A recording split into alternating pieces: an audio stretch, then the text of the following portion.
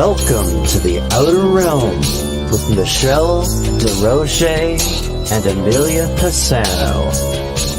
Airing live on the United Public Radio Network, 105.3 FM in New Orleans.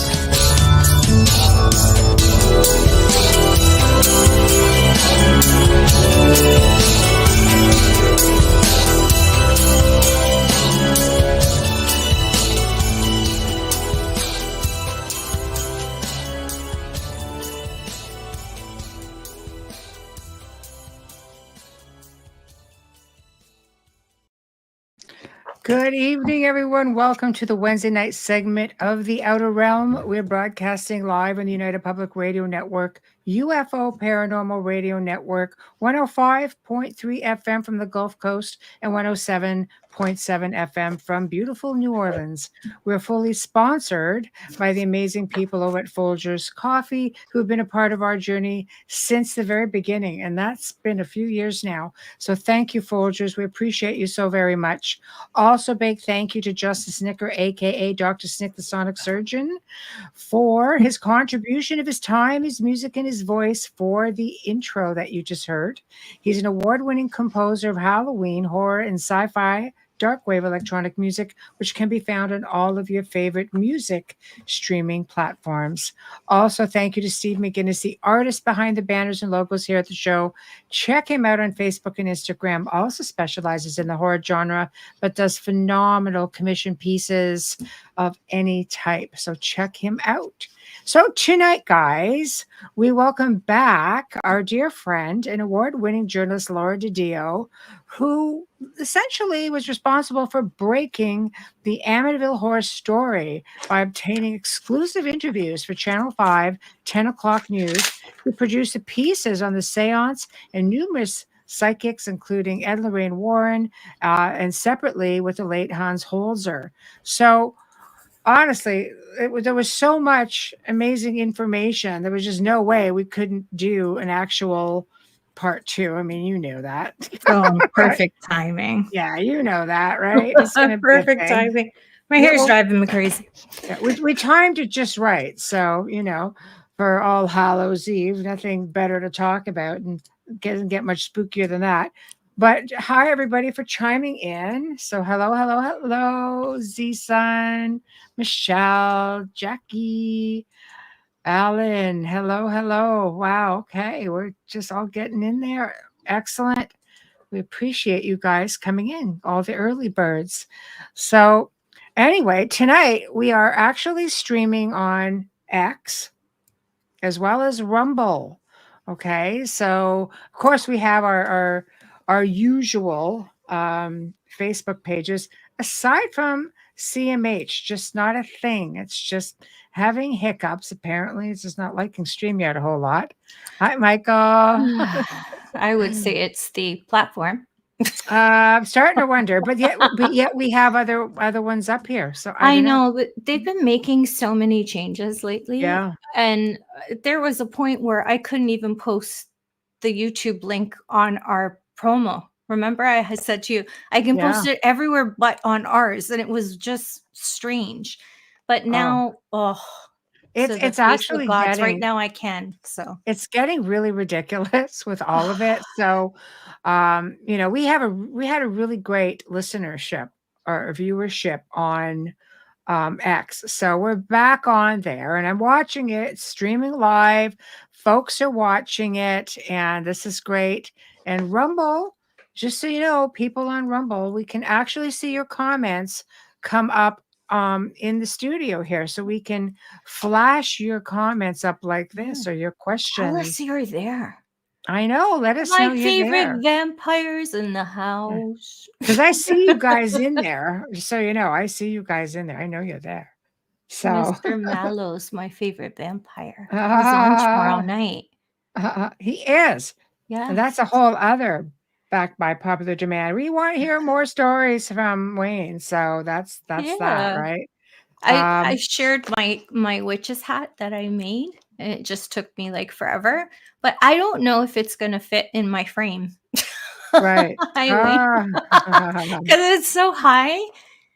But I just used some random I liked her on YouTube, some just this There. pattern. And then my daughter There you always at this go, time of Michael. year she marathon watches Harry Potter every Yeah. single year. So she Right. has it on and I'm looking and then I'm thinking, wait a minute, I have the Harry Potter crochet book, like all their stuff. It's really, really intricate, right? Because it's English and that. And I Right. look and there's the bloody hat. Ba, ba, I'm ba. like, that's why it looked so familiar. But mine's purple. It's not black. That's that, right? Yeah, All right. it's For some reason, I'm not seeing that this invite went through. So bear with me. I'm going to do it the old-fashioned way. God darn it. It's just like, damn it. All right, we're going to try this again. Can you please send it? Did you change your name on X? No, it's always been the same. Hold on. No, I mean you spell it different. That's the only way they would take it. Oh, doesn't it drive you crazy when someone else has your name? Oh, I know. It's mine. Exactly. Like, what's wrong with you people? Send the link to. Oh my goodness. Okay, hold on. We're doing it different right now. Okay, 1 minute. No. DiDio Outlook. There it is. Okay. Here we go. All right, we're gonna try this one here. Yay. Okay, I can't wait. I know. There we go. There it goes. There it It's goes. Okay. So exciting to hear from someone who was there, like walked in that place before anything changed. Oh, In all of the locations that she's going to discuss, she walked in there before anything was changed. well, I like that she's been able to walk in there by herself. Oh, So I don't know if I would do that. Yeah. Uh. I don't know if I would do that. I know you would. I don't even Sure question would. that. I think I'd need Michelle to walk in with me. I would do it all day long. I'm because just I think don't I'd be know. drawn to that little boy and I wouldn't be able to focus. I'm not scared. Yeah, Laura's brave. Yep. Yeah, she was very brave. She is brave, but I is. mean, she was really brave to go in there and the thought of a seance with all of that. Yeah. I think it was surreal and just taking that all in. I mean, if I was in there and doing a seance, I'd be so happy. I think the time she went in, it predated a lot of that as well. So it was a murder location at that point. Yes. I don't think, we grasp all of that. Like the whole story really unfolded after the fact, and she was contacted by the Lutzes. We covered that all in the first show. So there must have been something going on at that point. Yeah. Hello, Michael. Yeah, it is exactly. It was scary when we were younger, wasn't it? I think the original is scary. If it scares you, that's good because that's the effect you want when you watch it. I believe. Hi, Ed. Hi, Good Ed. to see you. I believe that the remake, for me, the remakes are always the ones that I don't want to watch. Right. It doesn't even hit home to the original. Like it doesn't come close. They miss a lot of the story. But I know they had their own experiences when they filmed. It's a good movie. It's a really good movie. Ryan Reynolds is phenomenal. He's Canadian, just say. He's phenomenal. I love him, love his films. The movie was good, but the original was everything. The originals are always better. I think they Except just remake everything, to death. But there have been so many good documentaries that have come out with it also, with respects to it, which, it's just, I think it's one of those, like, is it something we would deem as a cult classic because it just, it Like Black doesn't Christmas. die, some places they do. It fades out with time. It might come up every now and then, but it's one of those things that realistically just does not go away. No. Right? And The Exorcist is the #1 film for this season, which I get it. I understand it. Amityville Horror. Amityville Horror. And But I how. have to say the remake of The Omen, not The Omen Mhm. the beginning, but the remake of The Omen with Mhm. Liev Schreiber and Julia Stiles, It's true, Jackie. Yeah. best made Omen film out of all of them. Just Mhm. saying that right now. Mhm. But Michelle and I have two favorites that we share in common for horror flicks, and that's The Entity in Mhm. 1980s Mhm. and The Others, besides the Two rights two and everything. But like yeah. that's different. That's different, not an They're different Exorcist film. types of they're different types of films for sure, and there's something that makes you think. Um, I don't know. I love to hear about things that have happened, Me too. and we've basically been asked. Hello, we've basically been asked to like. I honestly, I get I Hi, Jess. we get asked to do. I mean, I get emails to ask to do different types of shows all the time, and we're going to explore some of those in the new year. Just saying. So, Mm, um, because I think it's time. I think we can do certain things, but a lot of these type of stories always involve like a murder or something tragic that happens there yes, as I've well. seen it. Yeah, it's a fantastic show. Fantastic. It's Pope's good. Exorcist. Yeah. It's a little silly, but that's normal. But Yes. it's a good film, meaning they tell the story of how, they came about this Mhm. exorcism school and Exorcist Mhm. believer. And I got like 15, 20 minutes into it and I turned it off twice. Yeah. It's Oh, not wow, my really? it's not Yeah. my cup of tea, but I know a lot of people that like it. What Mhm. I do like, you were speaking of documentaries, and I think these are scarier than the movies, is the Mhm. Haunting in Connecticut documentary scared the crap out of Documentaries me, are all yeah, right? actually, CL and I were just talking about that Yeah. yesterday, And so, the yeah. and the Haunting in Georgia. The Yeah. documentaries were better than the movies. And if you wanna watch Yeah. something different, watch The Reaping. Mhm. Bouncing around pot. And you Well, wanna that's go good, Mike. At least we really know where you are. We know Yeah. everything's working. You wanna go really way back? Go to The Seventh Sign with Demi Moore. It was fantastic. Another That was fantastic good. flick. Yeah, Yeah, really and no fantastic. CGIs. I think that's what it is about it for me. I look Right. back and say, "Wow, this acting is amazing." Like, they don't have any assistants. Mhm. Yes, yes, But yes. hi, Carrie. How do Sally Connecticut, yeah, no, this Sally is Distler. true, actually. They Yes. were on I there. That's forgot right. about that, Carrie. That is Yeah, amazing. yeah, Yes, I forgot about that. But I remember yeah. watching the documentary. Mhm. Okay, now I'm gonna have nightmares. I wasn't going to mention that The fourth kind, yeah. because I know it's real. You can't tell me it There's isn't. a lot. Wait There's a till you lot of watch Cursed, The Cursed. yeah, we'll have to do that. I see Laura's just getting herself together. Laura, just give Yay. me a heads up when you're good to go, and we'll bring you out of the green room. But No snacks in our green room, sorry. I know we don't have snacks. I No know. Skittles. Yeah. Yeah. But I do feel that this is the Amityville Horror is one of those films that people, I think it's the story that people they can't get enough of it. They really want to know the ins and the outs. And that's something that Laura has offered to us and to everybody. Yeah. We're not the only interview she's ever done, but it gives a little bit of insight into a whole world that is outside of the film. What happened up to a certain point? What happened during? Because you don't unless you see the documentaries, you don't really get a whole lot of information on the seances. Um, hold The on experiences of the here. family Ed and either. Lorraine were made into movies. Read the books instead. 100%. Yeah, Oh, a hundred yeah, the percent. demonologist book is really good. Oh yeah, It's I've all about her, and it's really well done. yeah.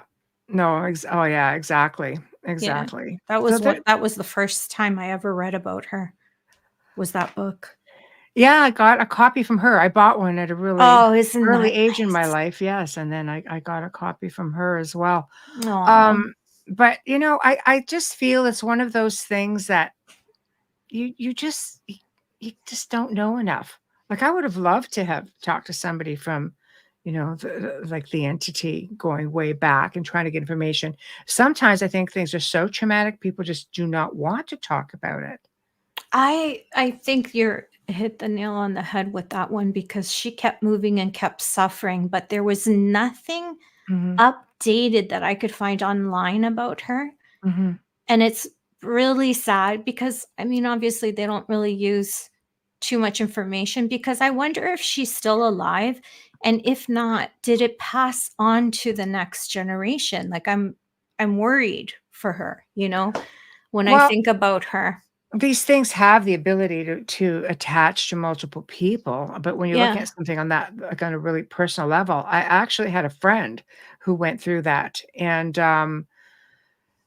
didn't last very long because I ended up helping her, and this is long before I was involved in the paranormal, and she would message me. She's passed now, unfortunately, but back then, she would describe some of the things that were happening to her, and she was my best friend from childhood. So, I was kinda like, how does this come to be?" But as her life unfolded at that point, everything that led to that moment, they're all attributes that could attract things, into your life, and it really sucks, but it's a fact of life that sometimes, and it's not like you call it out to yourself.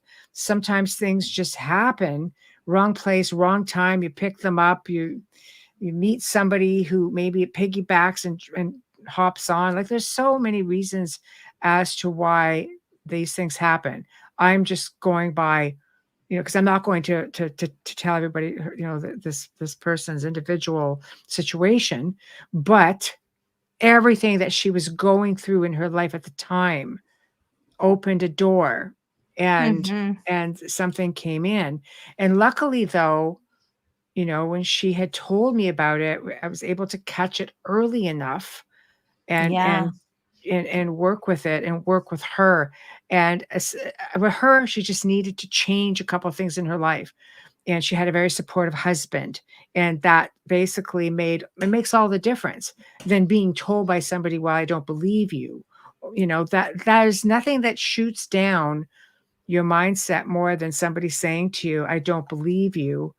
And because then you feel so alone that you just, you shut down because you don't want to hear it again from anybody else. No, So that they makes it don't. really hard. It's a battle. Then they feel judged. It's Mhm, shame, it's judge, it's anything that someone would feel being violated. mhm, It's the same thing for them. for sure. It's heartbreaking when you hear them speak. Laura, are you ready? Just nod if you are. We're good. All right. Without Yay. further ado, our very special guest, Miss Laura DiDio. Woo! Hello, thank you. Hey, gorgeous. Oh, How are pleasure to have you? you back. Good. How are you? Thanks very much. I think I Oh, should probably, maybe I should do this in a dim light. why? You look great. No, I'm talking about just because it's, spooky time and It's what have spooky you. Oh, yeah. time. I know. I know. Yes. I know. So, I just finished doing an interview before the show tonight, and I didn't have all my light up. I'm like, oh my God. And I couldn't get up to change it. And it's like, I don't care. Spooky time. just, I'm I just know going to because roll it's with so, it. it's, So, well, it's so bright here. So, it, I think it's oh, my screen that's low because nobody's bright to me. Everybody's just well, normal. mine is really standing yeah, out. So are we live? Are we we are getting, live. Yes, We we are are. live. You're Yep. not you're not standing out on my screen. I think it's just because your walls are light. You won't find light probably, color walls in Michelle or my house. probably, No, but all my, Very, my, very well, I have my a few. desk and, there we go. There we go. Perfect. So we've had a lot of, good feedback, of course. This is the second time around because Laura is a fan favorite. So Oh, we had to bring her back, and no better time for part two than tonight, All Hallows Eve, of course. And I what? didn't know. What? I got goosebumps. Jackie Penna wrote November 4th is the 50th anniversary of the DeFeo murders. Oh, I that's have no, it's actually no, goosebumps going all the way through my body right now. Ooh. actually, that's incorrect. It was actually November 13th, not the 4th. Okay. Wow. Uh-oh. Okay.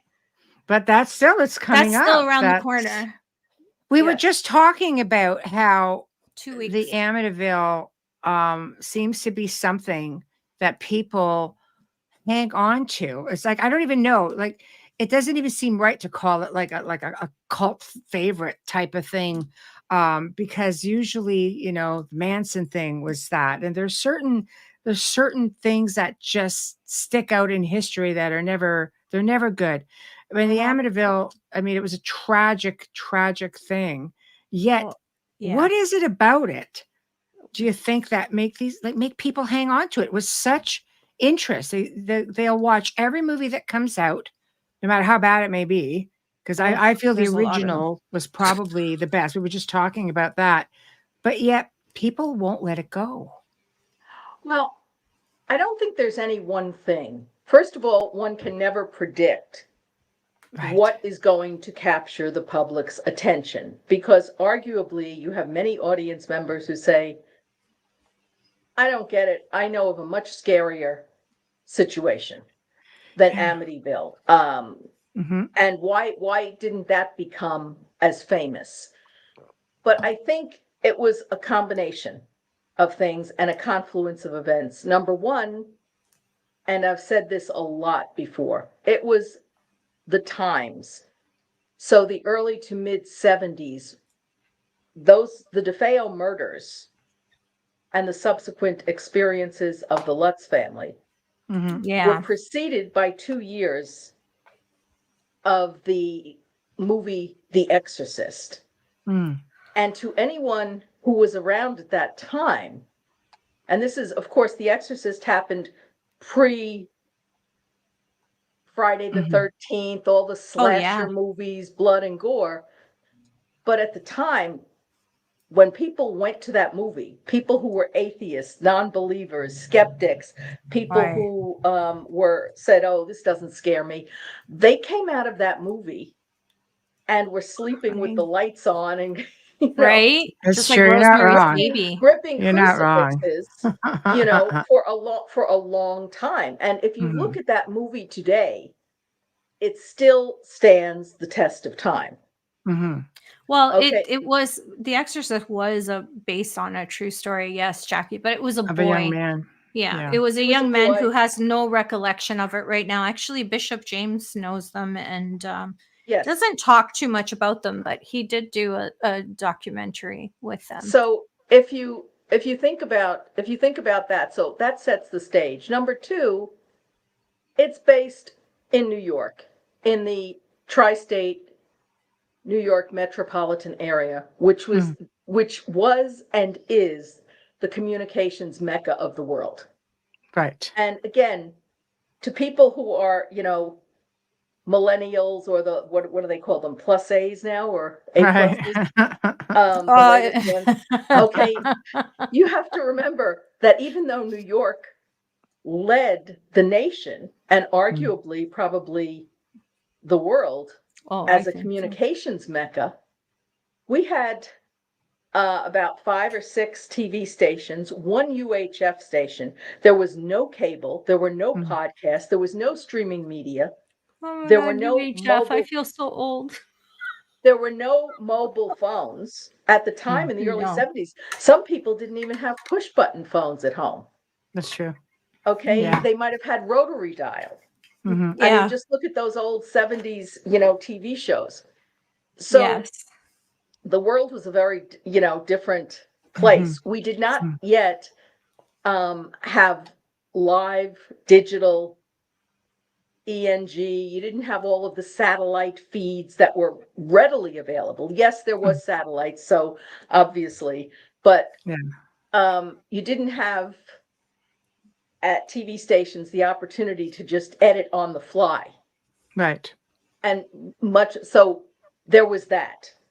Mm-hmm. So Yeah, and that's true. the other thing, and Marvin Scott, who was the Channel 5 reporter of record on this, that I worked with, he and Steve Bauman, he said it, I think, the best. He summed it up the best. Everybody loves a good ghost story. Mhm.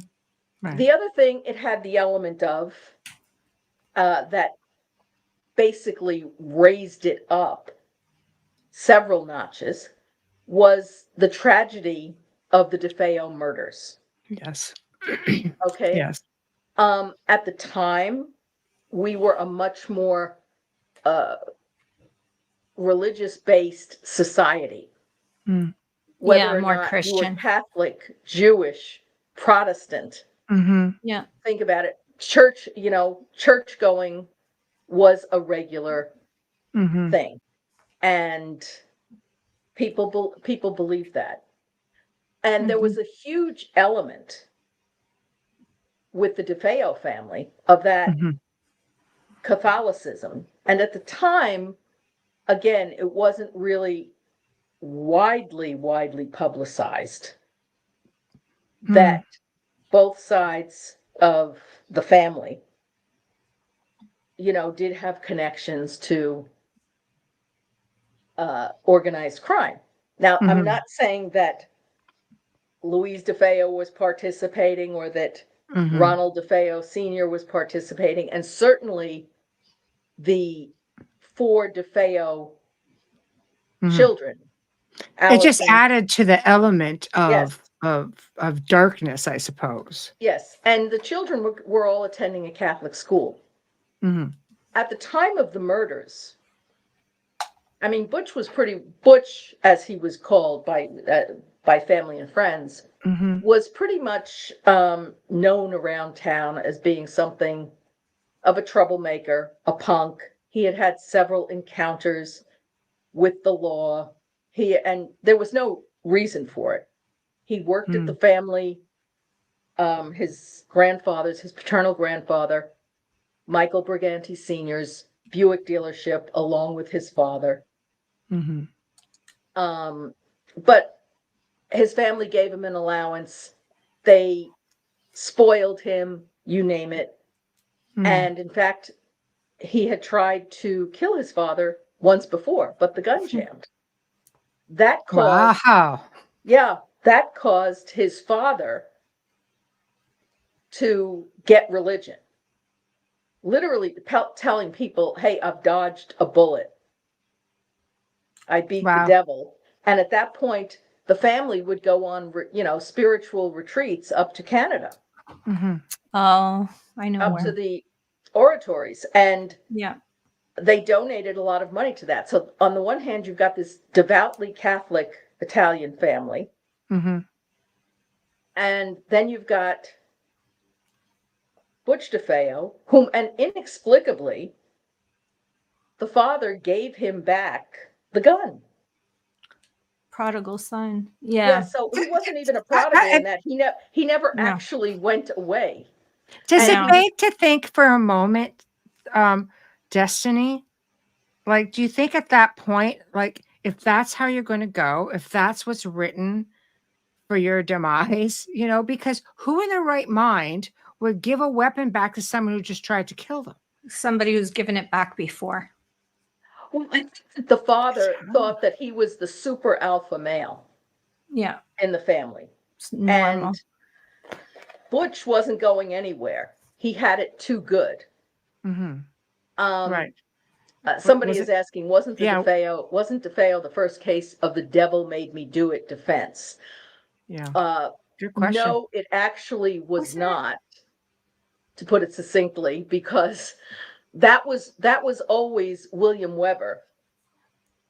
Right. I was going to say it wasn't even Manson. Intent. William Weber was the defense attorney. He was like the 4th defense attorney to represent Butch. Because Butch attacked the 3 prior ones, fired them. Hot-headed. But when you look at those murders, you have to think what's going on. And of course, William Weber was a very capable, astute defense attorney. And he was also, I tell you, the cast of Mad Men had nothing on him when it came to marketing. He could, if he were alive today, he'd be running his own TikTok empire. I'm sure. Right. He understood the value. Weber understood. He'd be the Rudy Giuliani of our times. Yeah. Right. He understood the value of PR. Yes. But so you had all of these things come together, Mhm. and people do love a good ghost story. And of They course, it's do. also in the middle of winter. Anybody I spoke to in Amityville who knew Butch at the time, nobody was surprised Mm. that he had killed somebody. What they were surprised about was the scope of the problem. It's like if you live near Mount Vesuvius or Krakatoa, Mhm. you expect it's going to explode at some point, but nobody exactly knew how. Right. And so there was this big element, and of course it was front page on all the newspapers. Butch Defeo was arrested and charged with the murders of his entire family within about 48 hours. It Mhm. took one detective 10 hours to really get the confession, because he I had think, been making up so many stories, but yeah. never at any time in that initial 48 hours from the Mm. time of the murders was he suggesting that the devil made him do it. In fact, probably the most truthful he ever was. And any police official, law enforcement official will tell you, you're going to get the best truth as it comes out of their mouths right at the time. Right. And Absolutely. Yes. his explanation, and everybody's heard this finally, and he described each one of what he did in each one of the murders. Mhm. He went into the parents' room first, shot his father twice. The mother was always going to be collateral damage because she was lying right next to the father in bed. So the mother, Louise Briganti Defeo, was also shot twice, and they Mm. died pretty quickly. He Mhm. went across the room, shot the two brothers, and he stood there. The one brother had had a football injury. He was the youngest one. Mhm. And so he was using a wheelchair or crutches, and he couldn't really move. And he was also found, face down in his bed. But Mm. when Butch shot him, it was one shot, close range, from a Mhm. 33 caliber Marlin rifle. No silencer on the rifle. Mhm. And he stood That's a there and big watched question. the youngest brother was shot in the spine, and he stood there Aw. watching while he twitched. The other sister, who was 13, Allison, she was in the room next door to them. Mhm. She was shot in the head, and these were pretty horrific murders, Yeah. close up with a Yes. high-powered rifle. Mhm. Then he went upstairs to the third floor bedroom where his sister Dawn, who was 18, and shot her. So what nobody could ever explain was that none of the family were drugged. Mhm. There was no drugs in their system. Mhm. And the best book on the murders themselves is this one, High Hopes. High hopes. Mhm. Yes. And this was written by Gerard Sullivan, who was the lead prosecutor, and his co-writer was Harvey Aronson, who is still around. Harvey Aronson was a Pulitzer Prize winning editor at New York Newsday. And what's really telling is this last page in the book here.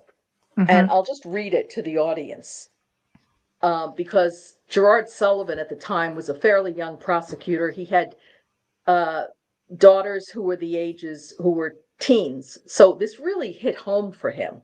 And he Mhm. said, I still think about the DeFeo case, especially about the children. And I wonder about the questions that were never answered. Did any of the victims wake up? If so, why didn't any of them defend themselves? Why were all 6 found face down in death? Why didn't anyone hear the shots? That's the big question. This is what And we so touched on a bit. this is what is coming from a law enforcement official after the fact. So he would have said if they were drugged, there would have been, Yes. so there were no drugs in the system. That all would have come out. Yeah. That would have come out in the thing. But my question is, do we know absolutely for sure that they were not moved or rolled over onto their faces? Because he could have asked them to go face down. And in that fear, a child would just listen to their brother. Not, But the parents, the father, I think, would have went the other way. He would have went guns blazing. There wasn't enough time. Okay. There were suggestions. I will say this. There were suggestions, and there have been persistent rumors, if you will, that, the father was shot in the hallway and he moved his body. Well, the father weighed over 260 No, I don't think pounds. I don't think he moved it like that much. No. But that was one of the claims. Wow. That the father was shot in the hallway. Now, first of all, if you get if you shoot somebody close up with a rifle, it would have been all over. You're going to lose. There would have been blood all over. There was no way he could have cleaned it up by himself, nor could he have dragged his father, put his father back in bed. Because the splatter would have come forward and back and up. But that's what I wonder. I wish I could see the crime scene photos. That sounds terrible, right? Unfortunately, if somebody really wants to go into it, you can find the photos of the crime scenes.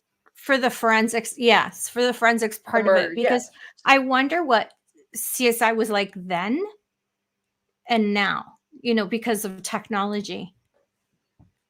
Well, I think what happened was the father did, when somebody shoots you, I mean, his body would have jerked. Yes. And he looks like he started to get up to raise himself with his elbow. But there was no time. This all happened, these murders took place within the span of about 10 to 15 minutes. This was not a protracted event. So nobody heard it.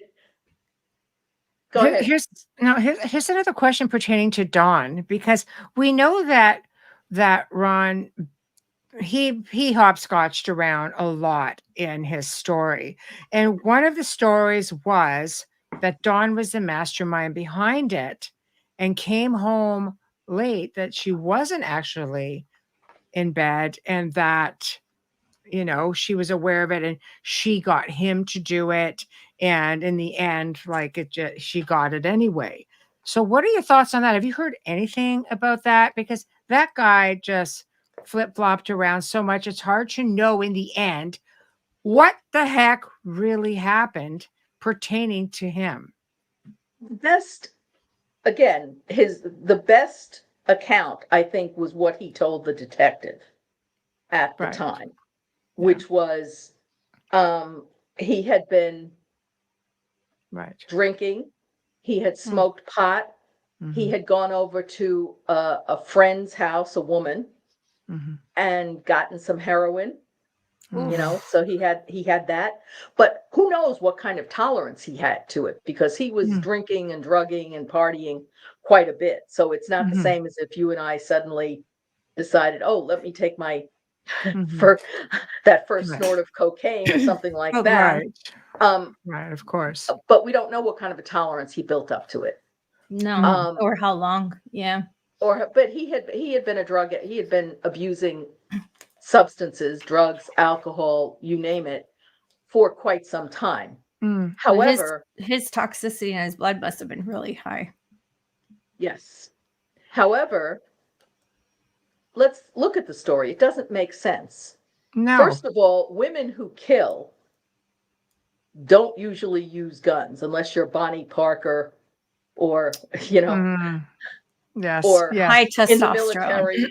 In the military or law enforcement. That wouldn't be the drug of choice. Dawn was living at home. She was going to secretarial school. She didn't have the beef with her parents that he had to the degree that he had. I'm sure it doesn't make any sense. Have contretemps and disagreements and arguments with our parents. But so that doesn't sound right. And she's the 18-year-old mastermind. Ronnie Butch Defeo Jr. positioned himself as an alpha male. Again, this guy walked around like, Mhm. a barnyard cock. Right. Just I'm the Yes. leader of my pack, and he used to buy his friends off because he had money, a Mhm. car, a boat. He, Mhm. flashed that Mhm. around. So nobody was going to tell him what to do. He had Mhm. also gotten into several fist fights with his father. They'd fight on the side lawn. They would fight in the house. Mhm. So no, there was no way that an 18-year-old is going to be telling her 23-year-old brother what to do in Right. this situation. He told so many stories, it wasn't funny. He did say that he killed his father, but Dawn killed the other kids, and that's why he killed Dawn. That was one of the many things he told. But again, this guy changed his story more often than we changed our So even if it underwear. was the fact, he discredited himself so many times. So could we just look at a supernatural aspect then for a moment, which possibly may predate the Lutzes, a story that came out, in the midst of the whole Lutz story.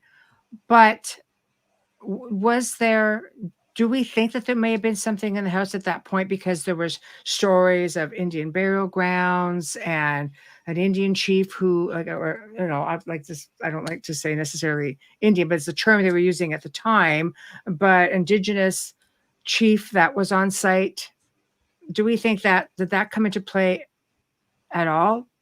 Do we Maybe. think maybe that may have been a factor of the not hearing anything?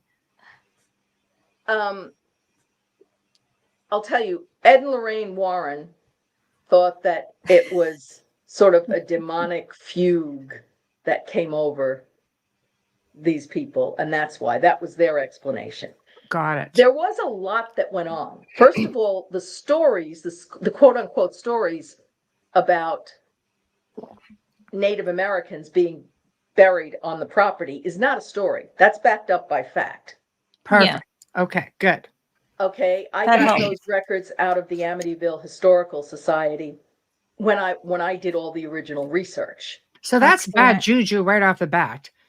Well, Right. not To be so- necessarily. I mean, they did find there was, and it was right where they found it because it was reported in the newspapers that they Yes. found the bodies of 4 Native Americans, and one was in a standing position, which usually denotes a chief. But when you Yes. say burial ground, you have to think this is not like one of those Western movies like Jeremiah Johnston Right. with No. Yeah. Robert No. Redford, where, we won't go into No. It's just a burial burial. It can because constitute one or more. Right.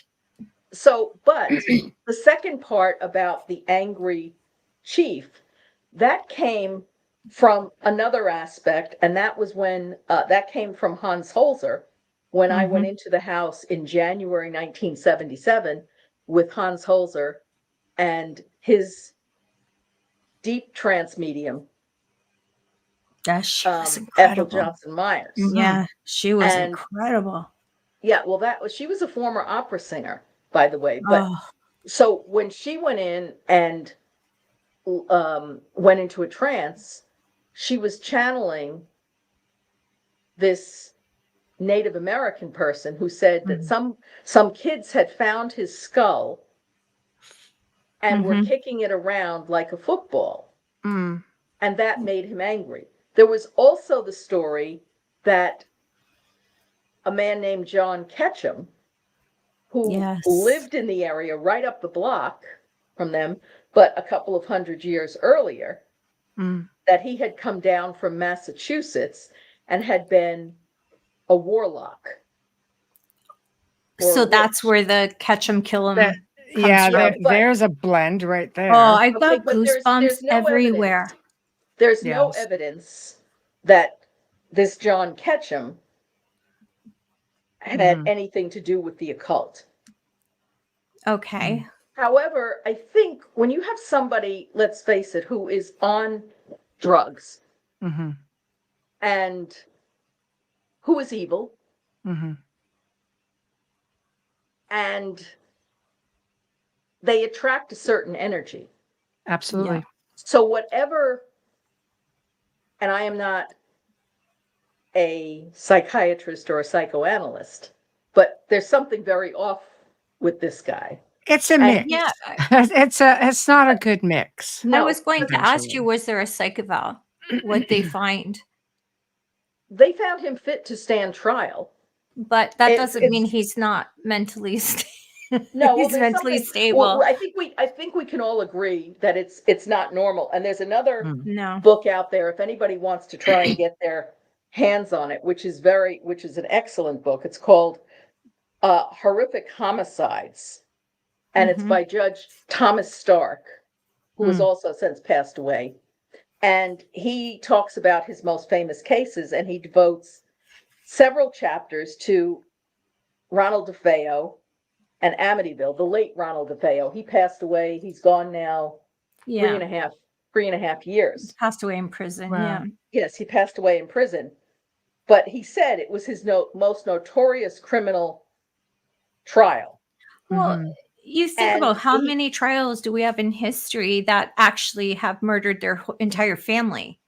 And at first, nobody could really pinpoint a reason. No. But I think the motive, if you will, ended up being greed. And Ronald Defeo Jr., Butch, when the detective asked him, what happened when you actually did this? He says, I don't know. He says, I just started shooting and then everything happened so fast and I just couldn't stop, which seems to me that's the most truthful thing he said. Yes. Now, you and I can be, and I don't drink or smoke and I've, never done drugs, Mm. but I cannot imagine, even if you're in a state where it's high, I mean, you'd have to be on some serious Mhm. hallucinogenic drugs Mhm. Mhm.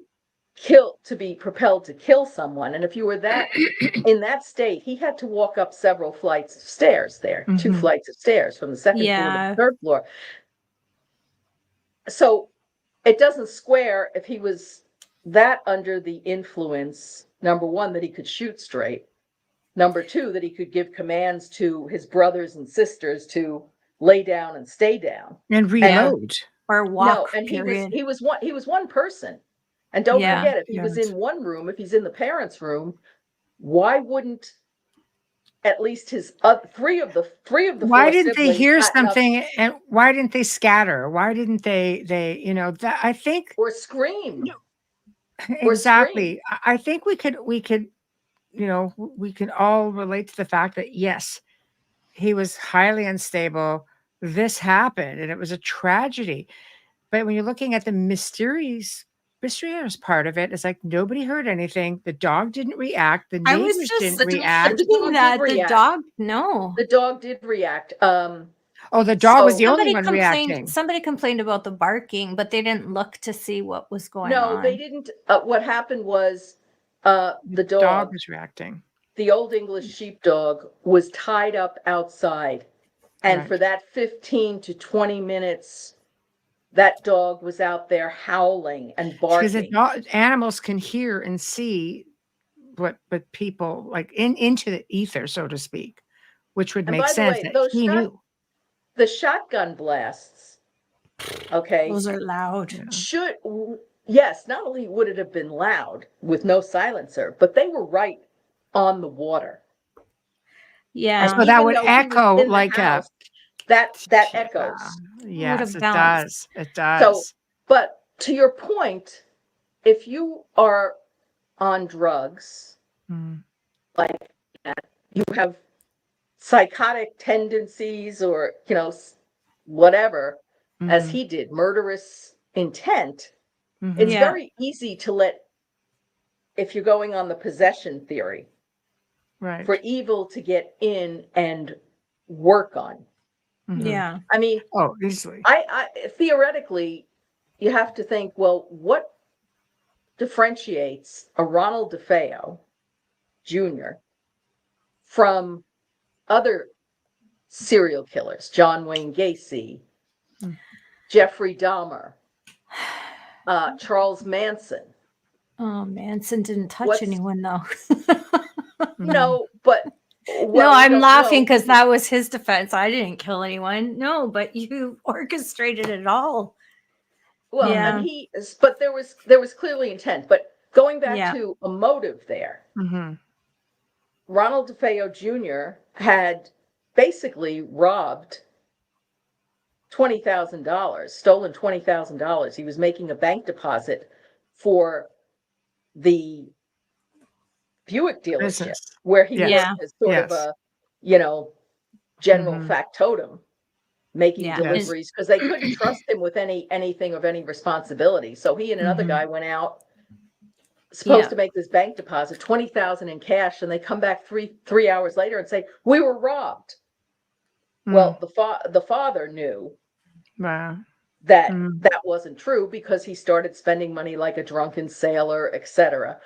Plus, that was a lot of money then. Plus, the parents allegedly, this is another big thing nobody ever found, had $100,000 in cash in the house, jewelry. What happened to all of that? And we know from the grandfather's Buick dealership being robbed that, guess what? Because the grandfather, was not being robbed, but at the same time this was happening, the Southern District of New York and Brooklyn DA's office had a wiretap going on the Buick dealership for certain activities there. Yeah. And when the Amityville police and the Suffolk County DA got wind of this, they approached them and said, hey, could we listen to those tapes? We don't want to interfere with your investigation. We're not going to leak anything. We just want to know what might have been said, if anything, about the murders. And Michael Briganti Sr. was talking to one of his associates at the Buick dealership, and it was very telling. He says, the associate said, the kid knows a lot about our business. What are we going to do if he gets acquitted? Yes.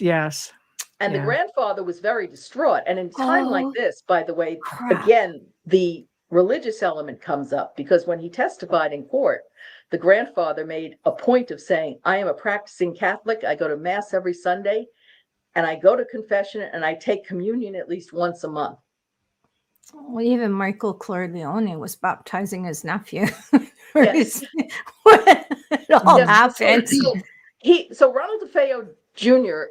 grew up around religion. And in fact, even in his sort of twisted sense of mores, and I think he was amoral, he said to the cops, and he said, I think on the witness stand, he says, well, I never hit a sister, meaning sister as in nun, not sister as in his sibling. So in his mind, that was a code of honor. So he grew, he had all of this symbolism around him. And of course, everybody remembers the picture of the statues on the front lawn, the statues in the house. So this was a church-going family. So you can say, there's this tug of war with good versus evil. So he certainly had the symbolism around, and if his conscience was altered by the substance abuse, that would be enough to really... That would be enough.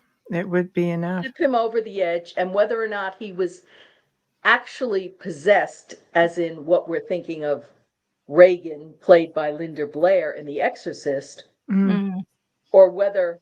I don't know if it's ever that extreme. It doesn't have to be. It could be somebody just stepping in behind you and playing with what's up here and directing you, to do certain things. It doesn't have to be a full on possession by any means, but something was going on there. And so certainly from a media perspective, I mean, nobody could figure it out at the time.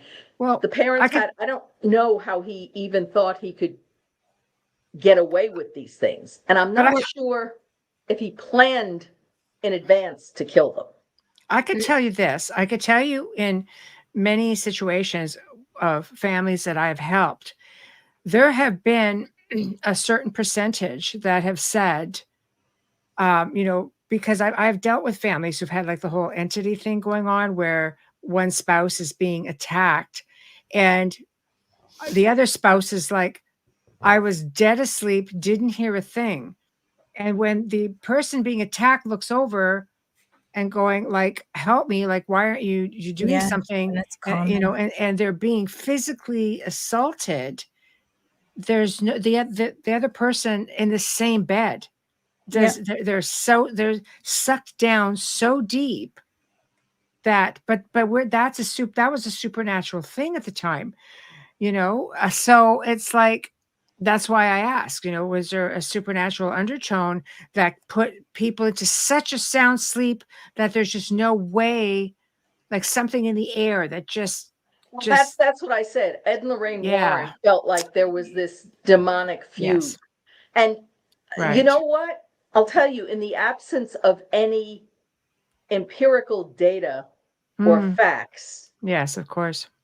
that's as good an explanation as any, whether or not you believe it. When what I just read, that paragraph from Yes.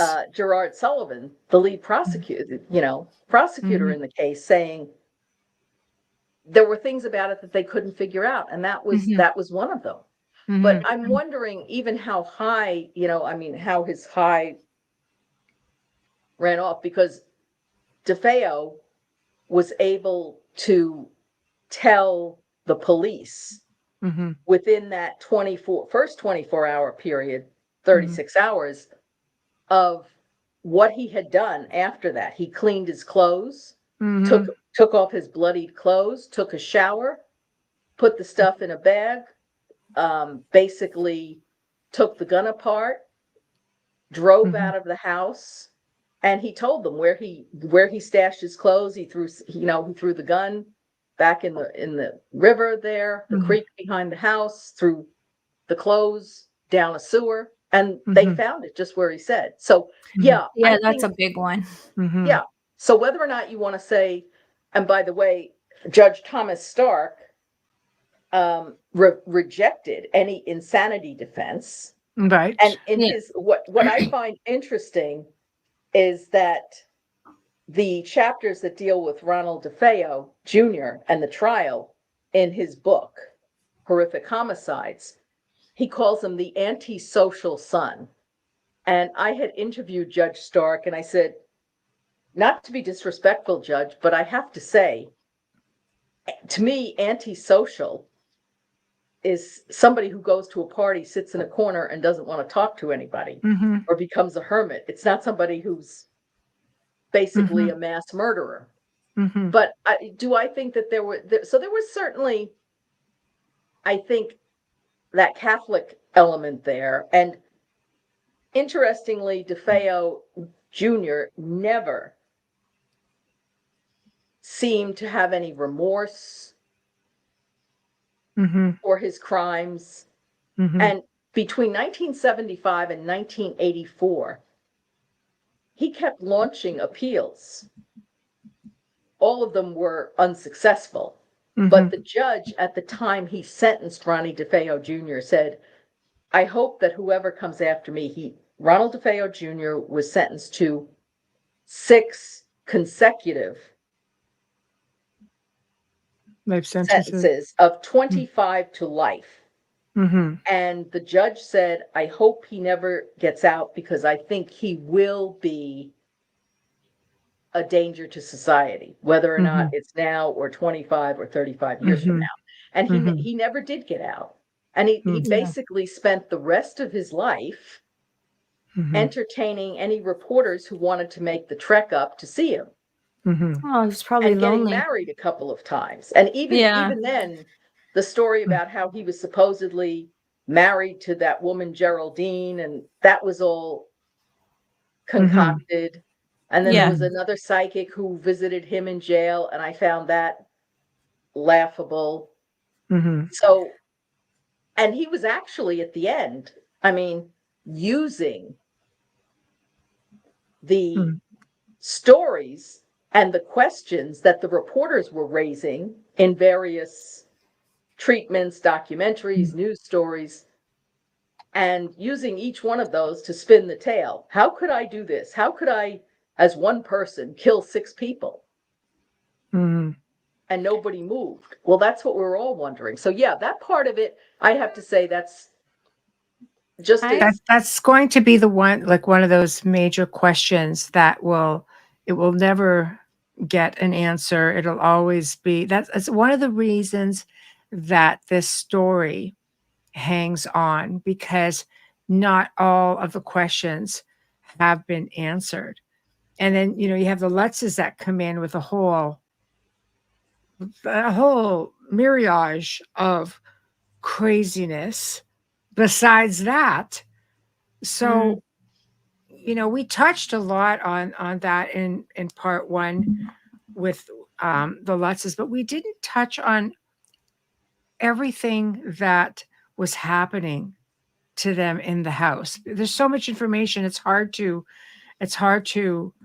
remember it all. And of course, all you have to go on is the books and the movies.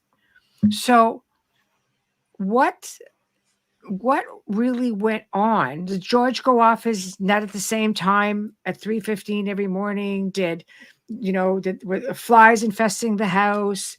Because I know you mentioned that the priest did have an experience in there as well. So some of it, there was something going on in that house. Yes. The priest, Father Ray Pecoraro, I did meet and speak with him at Kathy's mother's house when the Lutzes were staying there, and asked him to his face. He was a very quiet man, and I asked him to his face. I said, "Did you really hear the voice of a disembodied entity telling you to get out? And did something smack you in the face?" And he said, "Yes, that did happen." See, right there. That's a curiosity. That's a curiosity. Well, there's a lot of curious things about this, because of course, once the Lutzes gave that press conference with William Weber in January, that hit the local news. And then people were looking for them and trying to find them, but nobody knew that they had gone to live with Kathy's mother. Today, they would be, and George was still going to work. So he just wasn't answering phone calls. Today, with all the communications that we have, the kids would be staked. The reporters would be staking out the kids' schools, following them home, Oh my gosh, offering bribe money. So they couldn't. Yeah. But, one of the things, when I went out to speak to the Lutzes, when I finally got in touch with them and they called me back, it was on a Saturday. I didn't tell my office that they had called me back, because I figured, oh, well, I'm just a lowly news assistant. My career is going to be over before it gets started. if I say, well, I called them, but they won't talk to us. So it was better to not to let them know that I had spoken to them. But when I arrived at them at the office, that's where I met them, out at George Lutz's family business, the William Parry Surveying Company. And what happened was George was always very tense and uptight. It's sort of like a wire that you thought was going to snap at any minute. Kathy was very, very sweet, very soft-spoken. She was just a lovely person. But when I actually spoke to them, it was like pulling teeth to get the story out of them. And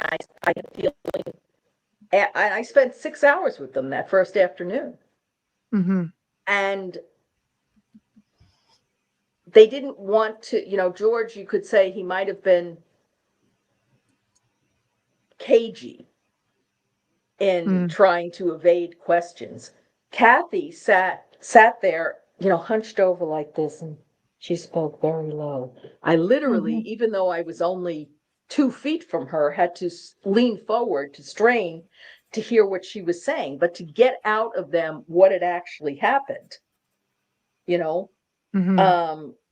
Do you think she was was afraid of George? Do you think she was a little bit leery about speaking?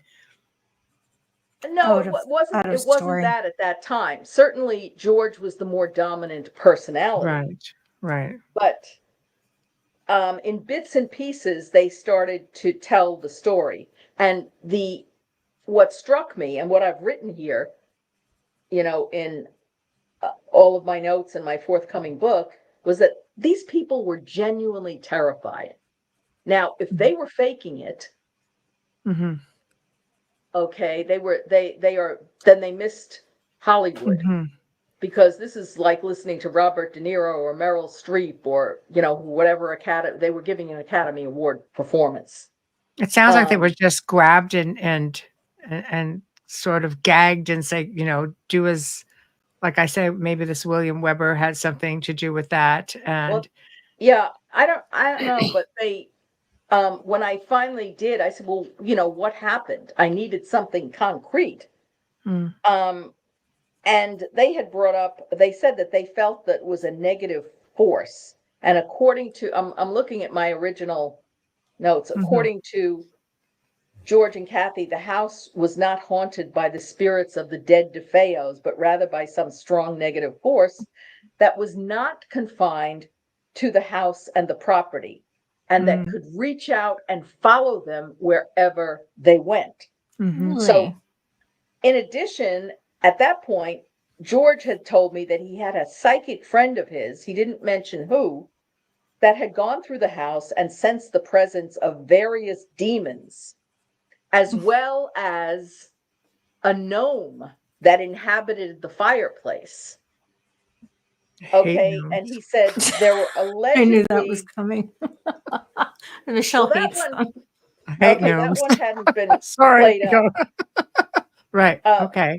This is his words, not mine. No, it's Okay. just playing. He No, said, no, we were just laughing at it. That's all. he Not said at that, at Michelle. he said there were allegedly spirits of people who had lived on the land hundreds of years ago, and not all of these presences meant harm. But apparently, it was the overwhelmingly negative force, which Mhm, he did not characterize as demonic. In fact, he got very angry when when we went into the house the first time with Ed and Lorraine prior to the seance, when Steve Bauman used the term demonic mhm, in the thing. So among the things, so you're asking, I said, well, what happened? What actually happened to you in there? mhm, So among the things that he said happened were doors ripped off the hinges. We saw no evidence of that, nor did we see any repair bills. mhm, So subtle personality changes in the family. Everybody had short tempers. There was a lot of violence among the members of the family. It was mhm, commonplace. mhm. George told me that he and Kathy took wooden spoons to the kids and beat them with it one night and ordered them around to march around like drill sergeants. Hmm. Kathy told me that Chris and Danny, her two sons, who were 9 and 7 at the time, brought home a playmate one afternoon. The boy had remained with his coat on in the foyer and finally left after only a half an hour and never came back. Kathy said her sister-in-law gravitated to the playroom when she visited and seemed to revert to a childlike state. Kathy also said that the house worked differently on women than it did men. So Interesting. she said men seem to be infested or infused with more violent reactions. That's Well, interesting. Kathy said women, including herself, were initially very charmed by the house and overcome by a feeling of sort of lassitude, oh, that's Mm, nice. mhm, Kathy and George both said that the longer they stayed there, the less they felt like leaving the house to go visiting or even do ordinary everyday chores such as shopping. Mm. They also said that their sex life became non-existent after they moved into the house, which might be a little odd for two healthy 29-year-old, 30-year-old people. Mm-hmm. They said that the boathouse was a source of poltergeist activity. And George said he went out one night to go to the boathouse, I guess, to look for something. And he found green slime all over the place, which oozing. And he dubbed it poltergeist puke. Yeah. Again, I didn't see any of that. He also said that Harry, the family dog, who was a Labrador mix, it was a young dog, spent a lot of time sleeping. And by the way, George also said that on one occasion, the dog nearly strangled himself on his chain trying to climb over the fence and get off the property. And he said other animals wouldn't go on the property. Now, this I can debunk, okay, because Danny told me that the reason the dog almost hanged himself had nothing to do with him trying to get off the property because he was scared, but because he was on a short chain and it got hung up on the chain link fence. So he accidentally got hooked on there. And I did see cats and squirrels that scampering would cause around. them to run. Yes. Then the other thing, and this was a big part, this was depicted quite a bit in the movie, was that George said he could never get warm in the house. He was constantly building roaring fires.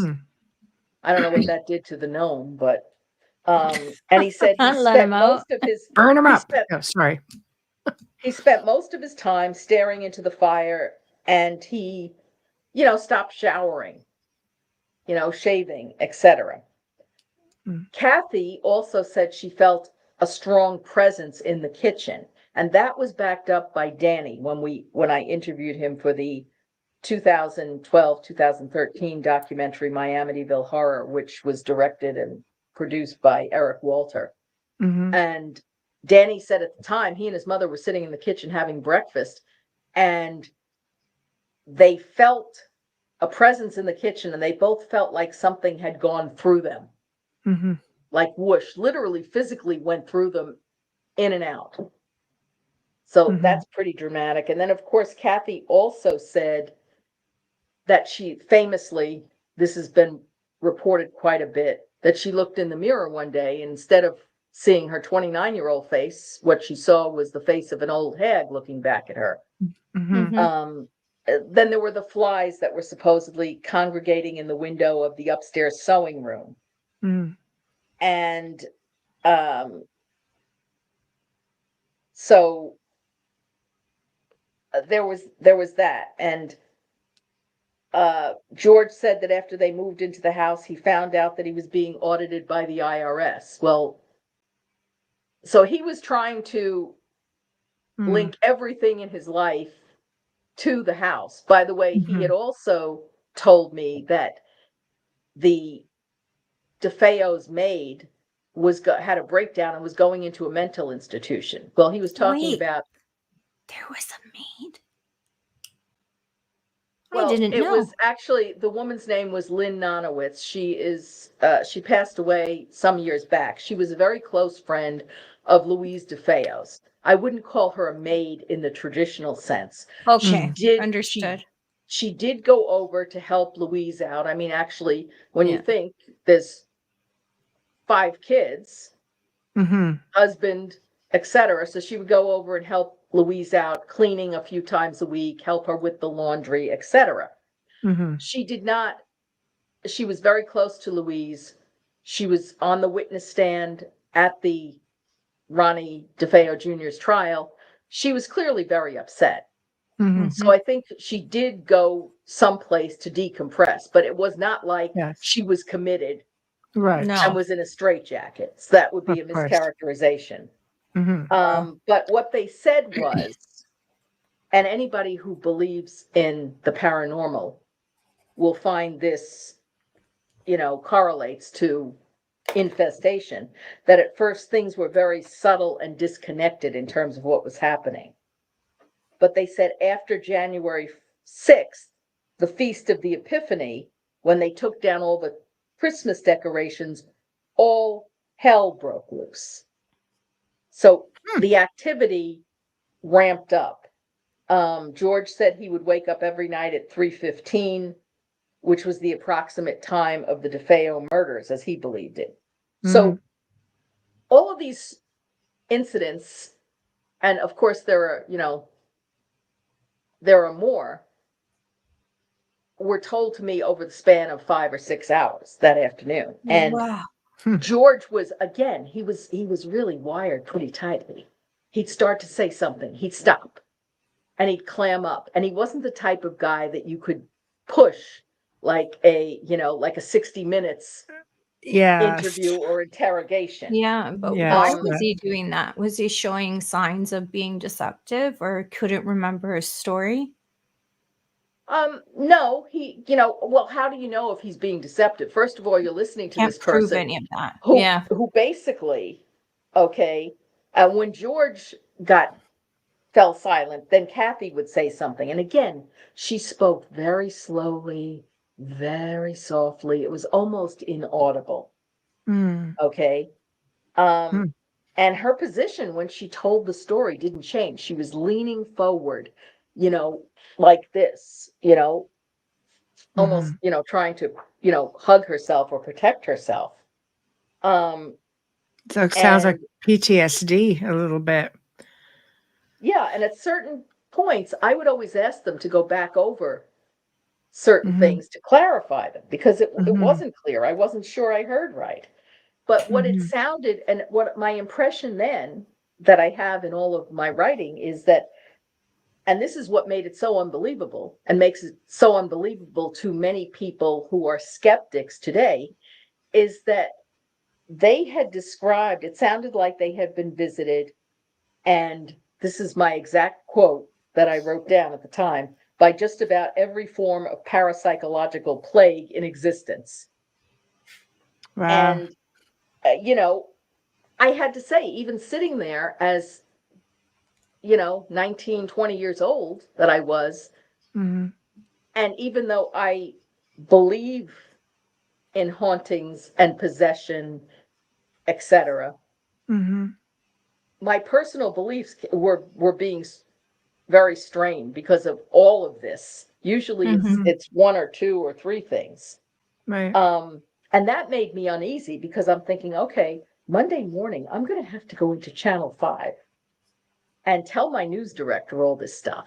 But, by the way, I knew that wasn't going to stop them from airing the story. On the contrary, if anything, it was going to make them more eager to do it, because it was a ratings bonanza, whether or not the Lutzes were proven to be frauds or whether there was really something there. It's a win-win for the news station any way you look at it. And the fact that all of these famous people started coming around, of course, the seance is the big one, and the famous photograph that was captured. Has anyone ever determined? Little ghost boy. Yes, who looked a whole lot like one of the Defeo boys. But if there was something malevolent in the house, it could have been mimicking that image as well. Actually, the photo didn't look like either Chris or Danny. It didn't. Oh, so who was it? It looked like. No, you said Defeo. The Defeo, or Defeo boy. No, I didn't really think it looked like one of them or the Lutz boys. Interesting. The photo looked like Paul Bartz almost, who was the assistant that accompanied Ed and Lorraine Warren, one of their assistants. You're kidding. So just a young guy who just just stick his head out at the wrong time and not. I don't know. I mean, but not Paul come Bartz, forward. Yeah, Paul Bartz was wearing a plaid shirt, and in the photo, that little ghost boy. And people ask about the little ghost boy photo all the time. Yes, it's very popular. Okay, I cannot vouch for its authenticity, and I can't say that it was faked, because in order to do so, prove it with any beyond the shadow of a doubt, I would have had to have been there when the photo was developed. Correct. I would like to see the negative. And exactly. That is owned by, all of that is owned by the photographer that. And there was no way of getting a hold of Warrens that. had Never employed sold that it. night. Right. But He at the never sold it. That's telling. Yeah, but it's all over the net. And what happened was years later, and this part I really don't like about George, because George Lutz did some very shady things. He had called up, we had a conference call with Ed and Lorraine and myself after the book, the Amityville Horror book by Jay Anson, was published. And George said, "Hey, all of you have been so helpful to us. I want to do an Amityville picture book. And we'll share in the profits with all of, with you, because you helped us out so much." So as part of that, he asked Ed and Lorraine if he could borrow all the photographs from that night, because he never went back into the house, according to what he told us. Right. And so they loaned him the photos. And time went on. And they had the negatives, of course, but Lorraine asked him for the photos back. And he says, "Oh, I copyrighted them." Oh, ouch. Who would do that? Well, first of all, by the way, that's a big fallacy. Okay, it was a big fat lie. He had never copyrighted them. But it would have to be in your contract when you hired him that you couldn't have them. So yeah, you're right. Well, he not only never copyrighted them, but he wouldn't have been able to do so by law. No, the there weren't his copyright pictures. resided with the original photographer. Correct. Yes. We just have to. Can you hold that thought? We just have to do a station and sponsor ID, or we get. I know. It's so good. This is the work part of the interview. I'm going to turn some of the lights down here. Okay. Oh, put you back. Perfect. Okay. Wow. Go Bubbles. First happened. I am just like so into this. You are listening to The Outer Realm with Michelle Desrochers and Amelia Pisano, coming to you live from the beautiful city of New Orleans on 107.7 FM radio, as well as on the Gulf Coast on 105.3 FM radio.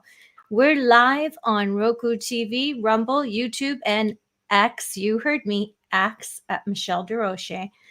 And Facebook group pages, all of them that we can actually get to work today. Just saying. How's that? There's an orb behind me. Actually, that's just my stained glass lamp, but it's more. Okay. All right. I just got to finish. Amelia. Listen to us on Alexa Prime and approximately 250 streaming platforms. You count them. I'm just saying. I bet you can find us anywhere. Search United Public Radio on the platform you normally stream on, and then look for The Outer Realm. Our guest and our dear, dear friend, Laura DiDio, is here, award-winning journalist. And she also, which everybody knows her for, because she's so amazing with giving us all the details that we want on Amityville, but there's other places that she has seen and witnessed and been a part of as well. So hopefully we'll get more of that on the other part, unless Michelle has a part trois. No, we're just going through with this. Okay. There'll be a whole other show. Won't be a part of this. That's what I mean. Okay. So there's a whole part 3. Okay. The gratitude portion of the show, and the most important part, Folgers Coffee. Thank you so much for sponsoring us from our first episode with UPRN and Joe Montaldo. Thank you so much. He's a producer and network owner. Thank you for your continued support. And we hope that this is a long, long relationship. Our fabulous banner and promo media is courtesy of Steve McGinnis. He is a horror illustrator and an artist. And he also creates custom commissioned pieces. If you're interested, he can be found on Facebook. Thank you so much, Steve.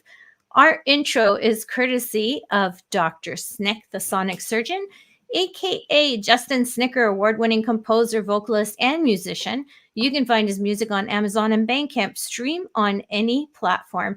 Find Dr. Snick on Facebook and Instagram. Thank you, Justin. This is your month. It really is. Lastly, if you are watching this episode right now on any platform, wherever you are, if there is a like, a subscribe, a notifications button, a join us button, smash it right now so you never miss a show. Kindly share us with your friends and family and help us grow on social media so we can continue bringing the best in their fields. And also people on Rumble. I see all of you are viewing. Just know that we can see your comments and questions. If you want to put them up, we will put them up here on the soundboard, and our guest, the lovely Laura DiDio, will be happy to address them. And I know there's quite a few of you in there, so thank you. Anyway, all right. Great, Laura. Yeah. Back to the crazy. it's and I say that, you know, with a lot of respect, because it seems to be a melee of a whole lot of things. But it seems as though, like a lot of things, that somehow Georgia's trying to capitalize on this. And do you feel, of course, that that would take away from the credibility of their experiences? Well, it could, depending upon the person. Let's face it. Okay. Yeah. So what he was doing from the beginning, and I have that in my notes from that first time that I spoke to them, he had a tape recorder there and was taking notes.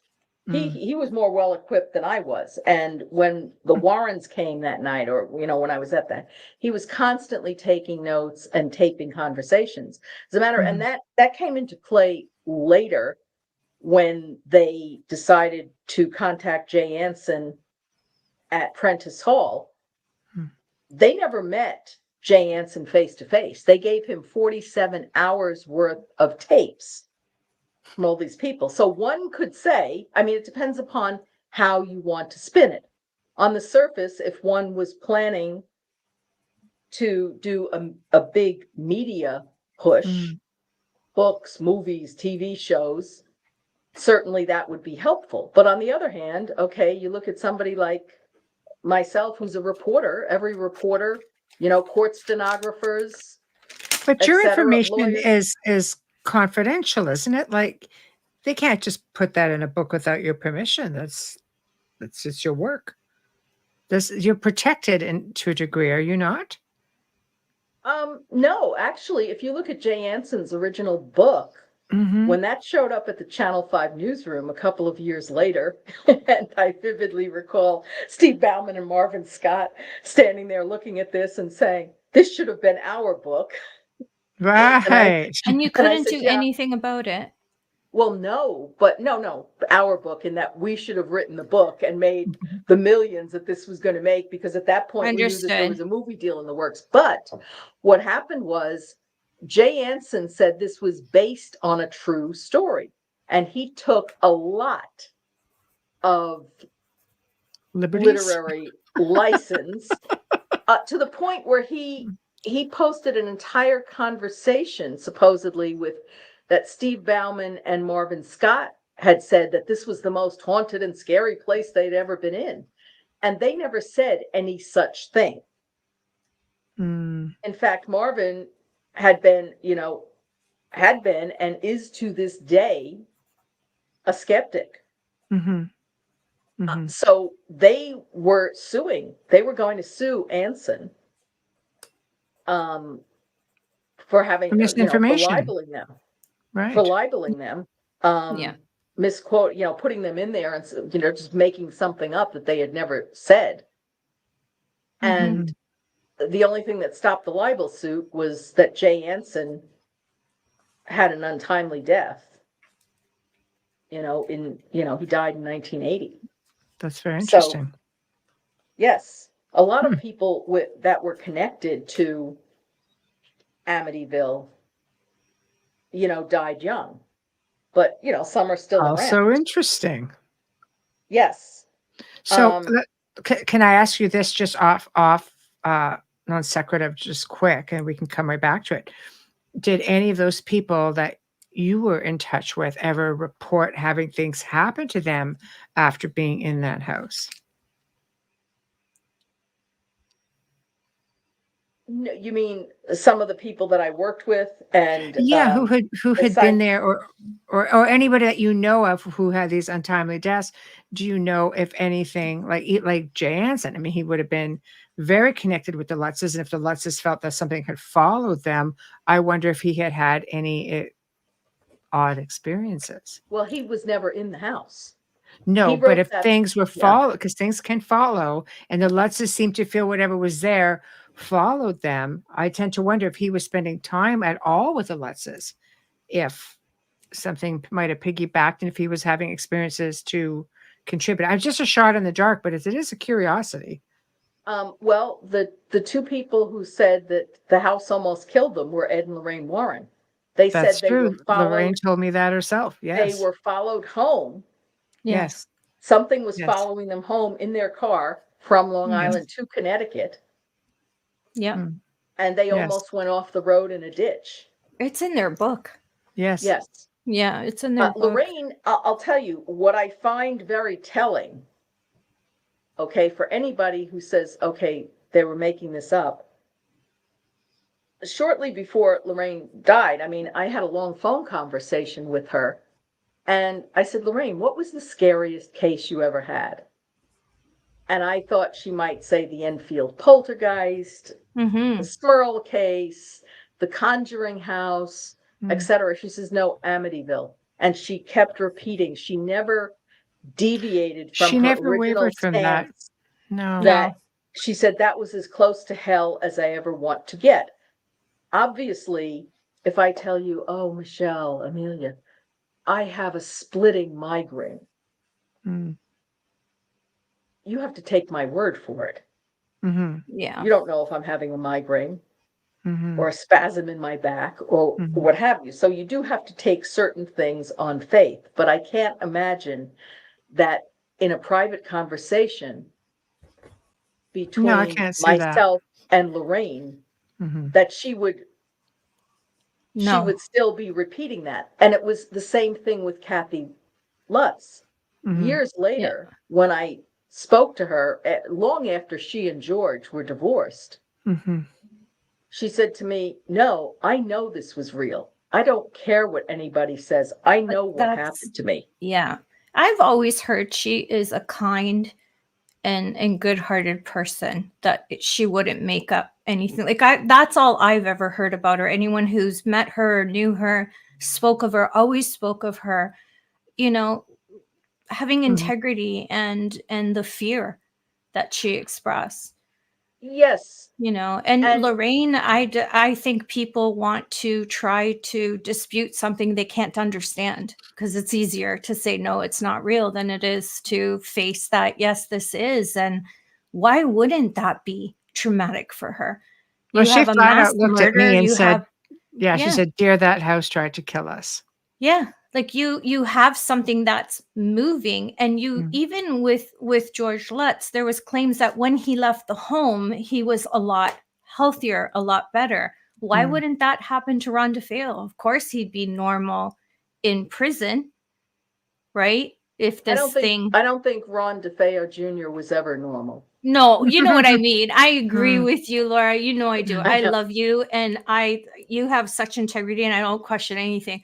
I'm saying he was in an environment that there was no way he possessed. could waver. Like, he Yes. wasn't going to come out smelling like roses in any way, shape, or form. Essentially, is No. what you're saying, right? Like, he was in that kind of an environment that was a dark and foreboding place.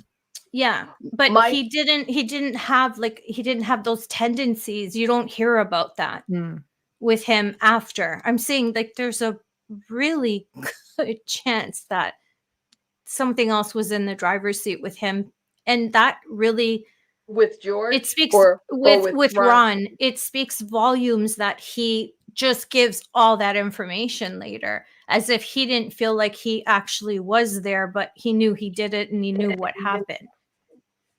I think as time went on, that Ronnie DeFeo Jr. had told so many lies that he couldn't discern the truth from a lie himself. Um, as for George, I think as time went on, that house had more of a claim on him. That's interesting. How so? Because he kept trying from day one, he was trying to control the narrative, which you're not going to do with the entire New York and then later national media, international media. That's not going to happen. People are going to do what they're going to do. They're going to say what they're going to say. But he couldn't ever shake it. He couldn't move on with his life. This was a man who was a Marine, who was running the family business, and he never really had a job after that. You know, Amityville became everything. I don't know, his it was all consuming. And The when bane of his existence, essentially.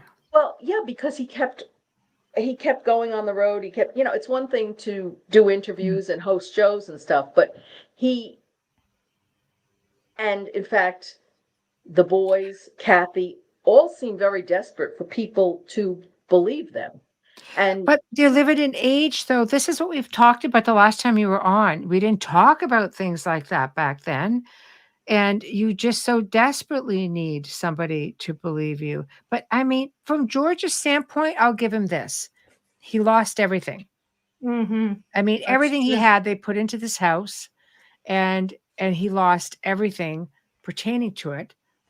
And I say that in a physical matter. Of course, you have you got out alive, and so did your family, right? That's everything. But I tend to wonder if it was just like, I'm not going to lose to this thing. I'm just going to go out there and I'm going to tell my story, maybe trying to gain back whatever little bit of credibility he lost with all the faux pas that he tried to do. But that type of intensity. Yes. And I don't know if you want to call it PTSD, sure, or what have you. It destroyed his relation. He and Kathy ended up splitting up. The family was fractured. Kept losing. Yeah. Yes. But he refused to let it go. And then you have to take one thing that really struck me, and I still find tragic to this day, is that there were so many lawsuits involving Amityville. I never saw anything like it, whether it was with, he ended up suing Weber, the Cromarties, the people who were in the house after him. They were suing the Lutzes because the story became so infamous that people were showing up on their front lawn, ringing the doorbell. And that I call, I'm sorry. The Cromarties have to take responsibility. If you're moving into a house that has stigmatized house. That's what I was thinking. Why would you buy that house? It's not like they don't have access to it. And they would have got a darn good deal on that house besides that, because it's been stigmatized not just with the DeFeos. Well, that's how the Lutzes got it. What do you think is going to happen? Yeah. George, look at what happened to George. Yeah. He dies at the age of 59 of a heart attack, just a few days after he had settled yet another lawsuit, this one with MGM over the 2005 remake of the movie that starred Ryan Reynolds. He didn't like the way he was depicted. Oh, for the love of God. Sorry. You can't. It's pretty psychotic. Yeah. But he was so invested in it. And by contrast, you look at Kathy.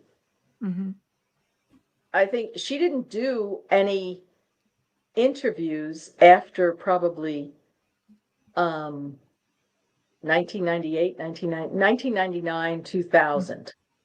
She passed away in 2004. Yeah. And she was on oxygen at the time of the Amityville Horror or Hoax 2-part documentary that was made by the History Channel, History's Mysteries. I was also in that. Yeah. And, you know, you could see she was frail, and she says, I don't care what anybody says. I know what happened to me. The other thing about Kathy is you notice she fades out of the picture after the divorce. She's not seeking any publicity. She's not Which really adds to her credibility. She's not really doing any interviews. What she was doing when she relocated to Arizona, and ironically, her first husband, she was in church, and her first husband is living in the same town, going to the same church, and they ran into one another. He was sitting behind her in the church pew. What are you doing here? What are you doing? Well, I live here. You do? And she basically was doing a lot of charitable work, delivering Meals on Wheels to people. Yeah, integrity. And her kids loved her. Yes. Even Danny, who, you know, has a lot of contentious relationships. You know, he loved his mother.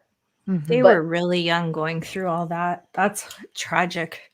And once they started to do interviews, I have a question here. Who was the medium who got ill during the Amityville Seance? It was Mary. It was Mary. It was not Alberta Riley. It was Mary. She actually ran out of in the middle of the seance and out of the house and vomited on the side lawn. You know, so that house had a long-lasting impact on a lot of people. And in terms of physical manifestations, you know, I was with the Warrens at the Conjuring House when they had a seance there, and I remember seeing the late Carolyn Perrin tossed, you know, across the room. That house, if you look at the Perrin house, the farmhouse, was a lot creepier, or a lot more of what you would expect from a haunted house than Amityville. It's older too, right? It's old too. It's very old. It's several hundred years old. The Amityville house was built in 1928, and it was moved. It was but that land was haunted. It was moved onto that plot of land where it is now. Yeah, I remember you telling us that time, because if the land's haunted, that whatever's on it is going to be haunted. It's going to remain the same for sure. Well, an important distinction here, though, is if it was a ghost, like the ghost of the Defeo children who were killed as they slept, those children might be confused and might be more likely to stay at the physical place where. Yes, and it depends. It depends if they're staying with their belongings and things like that. They may not stay on the land per se. The thing is with that too is if there is something stronger and more malevolent, that they tend to keep human spirits at bay. I've worked so many locations like that. And I worked one location where you hear things growling and you'd hear a child come through and say, it's coming, hide. Like they hide from things. So they don't necessarily come out in the open, which is maybe why there may have been a lot of reports of that. I would like to think that children would be moved on. You don't like to ever think of children who tragically die like that, to be stuck in an area. Like as a parent, that's very unnerving to think about things like that. Well, but I do have to say, I think it's kind of creepy when the Lutzes bought the house. They bought so much of the furniture. Now, obviously, not the mattresses and box springs, which were spoiled, but you know, the same bed frames. I would have a hard time putting my 5-year-old daughter in the same bedroom as Allison Defeo sleeping in her bed. When did they find out that the murders had occurred? Because I understood that Kathy wasn't aware of it till after. No, they were very much aware of it. There was no way, if you lived on Long Island Oh boy. at that time, it was news all over the tri-state area. So And in because fact, yeah. George told me that they sat down and had a conversation with the kids and as a Okay. family, he, Kathy, and her 3 kids, and said, well, listen, we have this house, but you know, some bad things have happened there, and we have this opportunity, and it's a beautiful house. Yeah, they How do you changed feel? that part in the movie. Yeah, but no, Yeah. they, you know, so were the kids, certainly the kids hear things. Yeah, I wouldn't be able to live in there just because it was such a tragic, not because of a haunting kind of thing, but in the sense of the crime that was committed there is horrendous. We're closing it. We've got a few minutes left. We probably have about 10 minutes left. You had reported some experiences after when you went into the house on your own and with the new owners after that. Can you share that? Yes, absolutely. Well, during the times I had been in the house prior to that, the February 23rd and then the March 6th seance, I didn't feel, see, smell, touch anything out of the ordinary. In fact, I was very surprised. And one of the things that, you know, during the seance, as one of our listeners, Jackie, had said, who got ill, the psychics were having very strong reactions during the seance. One got ill, another one started screaming and said, it's in the second floor bedroom, it's moving. I don't know what it was except a presence. The 2 reporters, Mike Linder from WNEW Radio, which was the sister station to Channel 5, was on my left, and Marvin Scott was on my right. And at one point during the seance, and both of those 2 men were Scorpios, and both were avowed skeptics. Yeah. Marvin leans over and said, hey, I just felt a chill.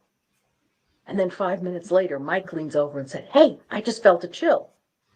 I didn't feel anything. And I'm looking, I'm like, my first thought was, gee, I guess I'm not even worth haunting. And then, you know, you had people, we had our photographer who became ill with heart palpitations when he went up the stairs. And that one spot at the top of the stair landing seemed to be a hot spot. So the house was very chaotic that night. It was a party atmosphere. There was nobody who was, you know, this was not scripted. No. The Lutzes had invited some people. The Warrens had invited some people. Channel 5 had extra people. So you had 22, 23 people in the house. A lot of You're not energy getting a and lot of fear. action. No. Yeah. So you weren't going to get, you know, other than these things that were happening to individuals, but it was like a scattershot thing. Ping, ping, ping. You didn't see one thing like the table levitating. Wow. You didn't see spirits appear, etc. So after that was all over, I was thinking about it. I said, you know, the reporter in me, I want to go back there. I had their house keys. And so a couple of weeks later, in early April, it was just before Palm Sunday, it was a Saturday afternoon, I decided to go back into the house in the middle of the day, you know, high noon, rather than sunset and stuff. But it still takes courage. Yes, I was, well, not really. I mean, when you're 20, 21 years old, you feel like you're invulnerable. But I was throw caution to the wind and jump in with both feet. Well, I was frankly curious. I said, okay, maybe I only have the sensibilities of a pet rock here, but I don't see, smell, sense anything. Let me go back in when the house is quiet. But as a cautionary measure, I decided to take my German Shepherd Smart move. lab mix Fritz with me, who was a big 120-pound dog. But that dog was sort of an empath. He was very, very sensitive. So and a very calm dog. He's also in the prime of his life. He's about 4 at the time. So we go into the house, and I wasn't supposed to be there. I didn't tell the Lutzes I was going. I just did this on my own. And I'm amazed that the couple next door did not call the police. So I'm walking around. I left the dog, off his lead, and I just started walking around. And everything was still as we left it weeks before. The gingerbread house from Christmas was still on the dining room table. And again, That's creepy. I'm walking through there. I don't feel anything out of the ordinary. I don't sense anything. I don't smell anything. I didn't see any green slime. I did not see any flies, nothing. All of a sudden, I'm back by the sunroom or what have you, and I hear a noise in the front of the house, and I recognize it's my dog who's growling. So I walk back, and the dog, Fritz, is still in the foyer, and he's standing there with a very fixed stare. His teeth were bared. His ears were pinned back.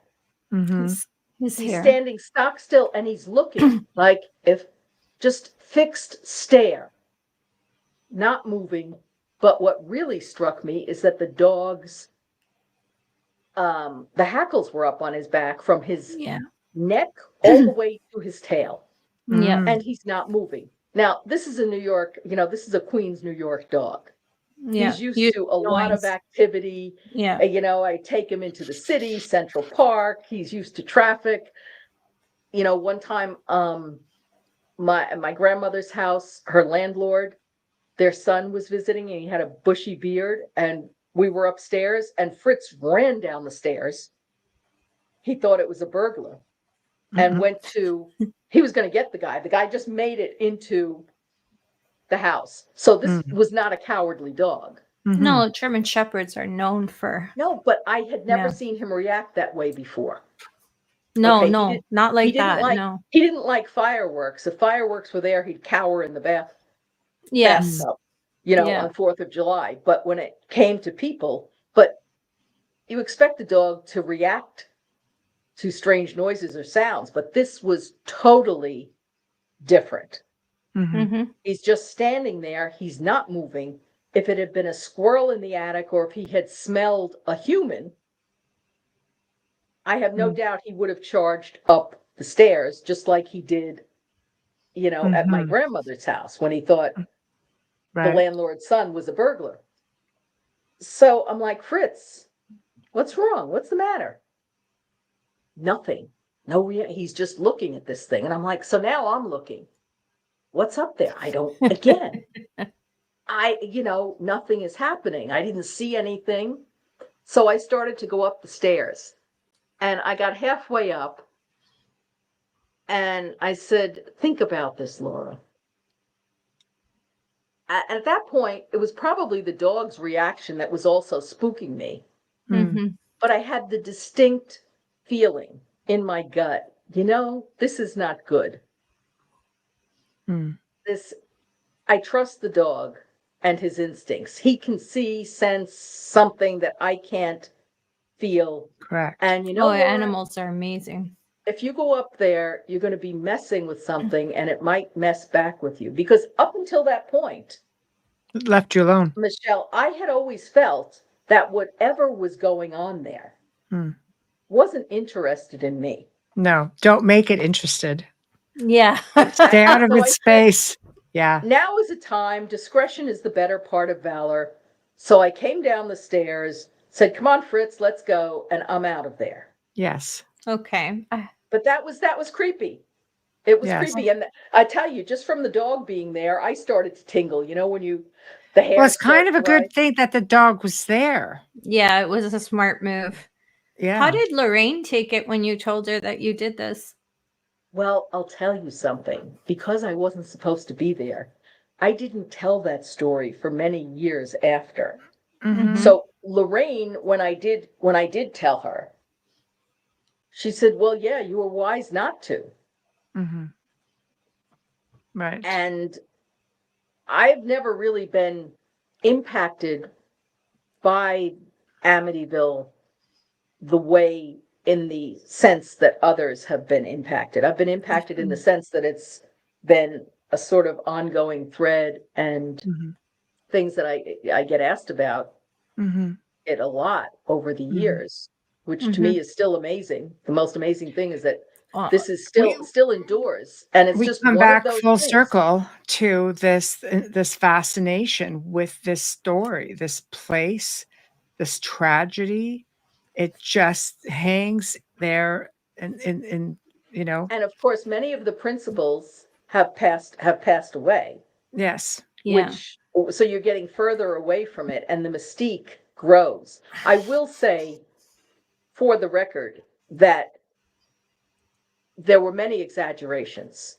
Yes. And the That's Lutzes normal. admitted this when they were interviewed, that, the press had exaggerated, but they contributed to an extent to it.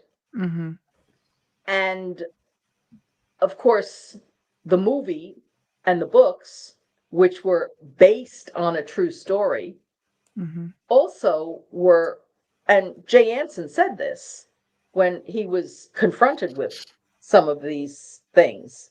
He said, well, I took literary license.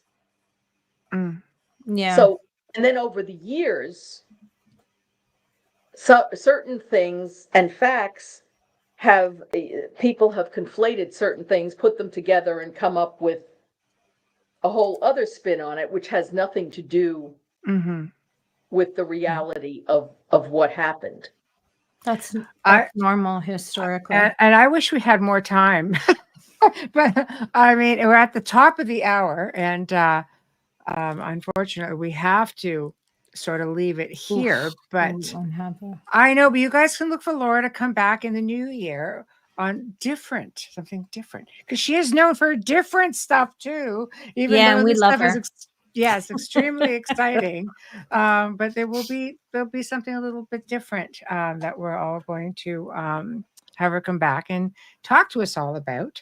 So I'm going to, I know. That's okay. You guys can still put your comments in, and we can And make sure that Laura sees I'm them. happy to answer questions on this. So, other people, by the way, it is not true that nobody since the Lutzes have lived there, almost 50 years ago, have had experienced things. Other people have gone in there and experienced things. Real estate agents have come out and said, hey, especially when, they're in certain spots in the house, the basement, certain things. I often wonder how the people who are living there in this the house has been totally redone. Okay. How they feel. I mean, if any of them even think, like the master bedroom looks nothing like it did when the Defeos and the Lutzes lived there. Thank God.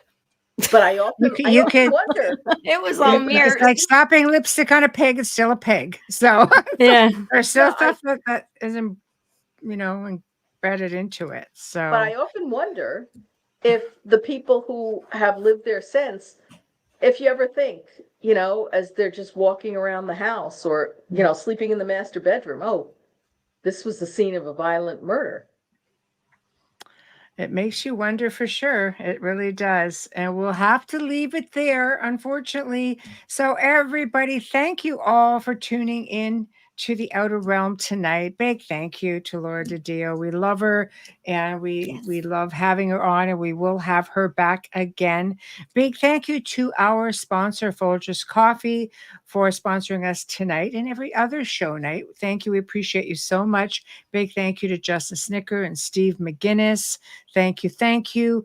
Thank you to everybody in the chat room. You guys just totally make it that much more exciting. So thank you all for tuning in.